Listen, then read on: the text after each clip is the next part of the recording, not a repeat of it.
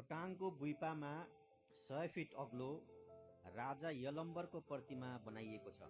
राजा यलम्बरले यदि नेपालको राज्य व्यवस्था नबनाएको भए र राजा यलम्बरले टिस्टादेखि काश्मीरसम्म आफ्नो राज्य विस्तार नगरेको भए हामीलाई मगध साम्राज्यवादले उति बेलै खान्थ्यो र नेपाल भन्ने देश नै रहँदैनथ्यो। त्यसैले राजा यलम्बर यो देशको पहिलो राज्य व्यवस्था र निर्माता राजा हुन्। राजा यलम्बरको शालिग अब काठमाडौँमा पनि हुनु आवश्यक छ।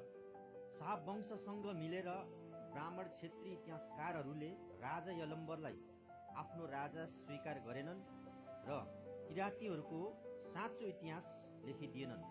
नतिजा अहिले फेरि सत्य इतिहास जस्ताको त्यस्तै विस्फोट भएर निस्कियो र अरूको जिउँदो इतिहास र सभ्यता मास्छु भन्ने शाह वंश आफै मासियो। कर्मा इज फनफन्ती भनेको सायद यही होला। जय किराँत, जय नेपाल, जय जिउँदो सभ्यता अनि इतिहास।